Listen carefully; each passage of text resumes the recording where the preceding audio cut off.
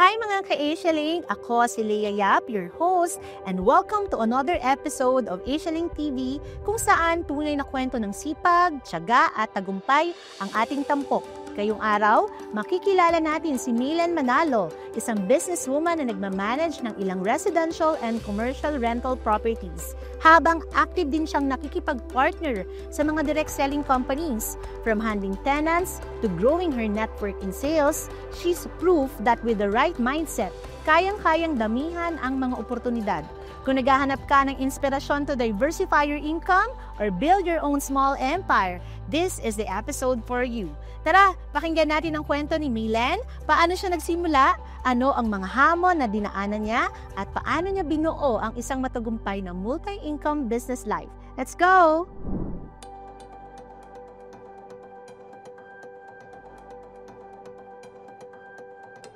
Magandang araw po sa ating lahat. Ako po si Rolando Manalo.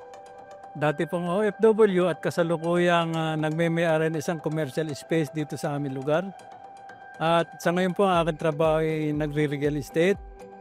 At maganda po naman ang mga nangyayari sa aming buhay. Ako po si Maylen Manalo na dati pong nagbebenta po ng mga prutas sa Sipote Market. Sa ngayon po, nagre-real estate na po din. Nag-umpisa po kami sa wala.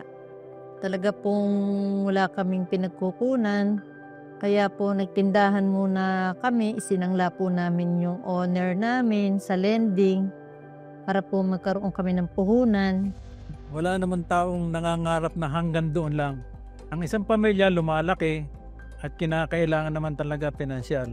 At gusto pa rin namin ipamana sa aming mga anak na kung ano man ang aming nagawa sa buhay na ito ay gawin din nila pagdating ng araw.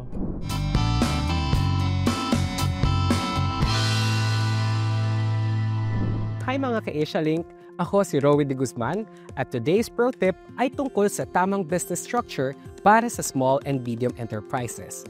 Kasi kung paano mo irehistro ang negosyo mo ay may epekto sa legal protection, finances at daily operations mo. Let's go through the 5 main business types kasama na ang pros and cons para mas madali kang makapili ng best fit para sa negosyo mo. Number 1, sole proprietorship. Ito ang pinakasimple at madalas unang step ng maraming small business owners. Pros, mabilis at mura ang registration. Ikaw ang may 100% control sa business decisions. Mas kaunting paperwork at mas magaan ang requirements. Cons, personal mong pananagutan ang utang at legal problems. Mahirap makakuha ng malaking funding o investors. Limitado ang growth dahil ikaw lang ang source ng capital at effort. Best for small online sellers, freelancers, sari-sari stores. Perfect ito para sa mga nag-uumpisa pa lang. Low risk ang business at gusto mo lang subukan ang market bago mag-expand. Kung solo entrepreneur ka na may limited budget, suwak ito sa'yo. Number 2, partnership. Dalawa o higit pa kayo na may-ari ng negosyo, hati sa kita, risk at responsibilities. Pros, shared capitals and skills. Pwedeng mas mabilis ang growth. Mas maraming ideas at resources na pwedeng i-leverage. Mas simple pa rin i-register compared sa corporation. Cons, pwedeng magkaroon ng conflict kung walang malinaw na agreement. Liability extends to personal assets kung general partnership. Kung may pagkakamali ang partner, damay ka rin. Best for professionals starting a joint venture, family businesses.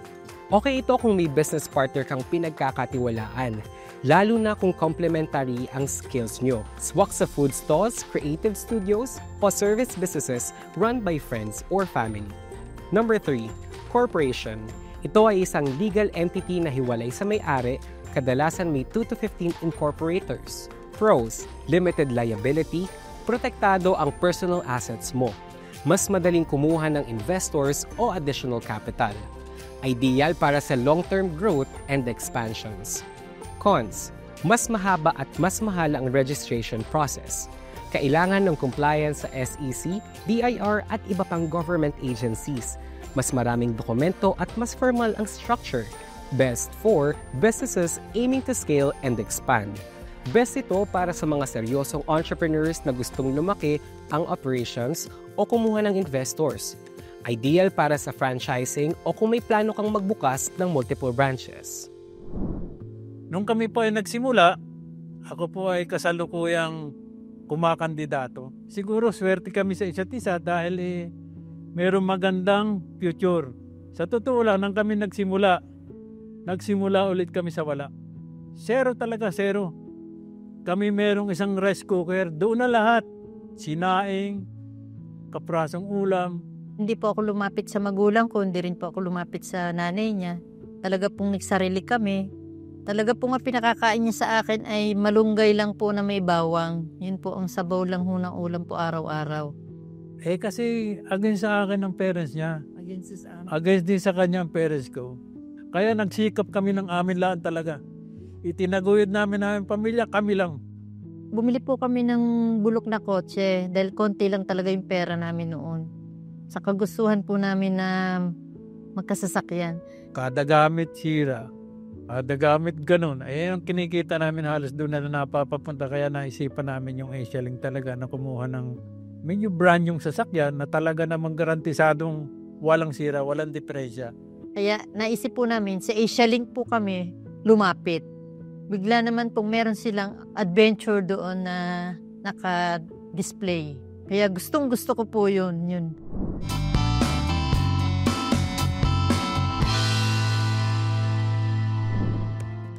Kaya gan mga ka-Asialink, pinag-uusapan natin ang mga business structures para sa SMEs. One-person corporation. Solo owner ka pero may corporate setup. Bagay sa gustong may legal protection pero ayaw lang partners.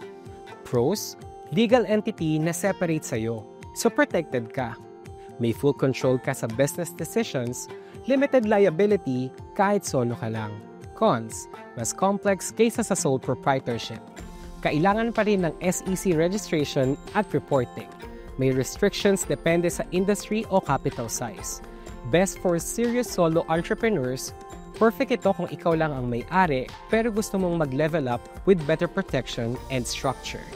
Ideal sa consultants, online sellers at service providers na ready mag-grow.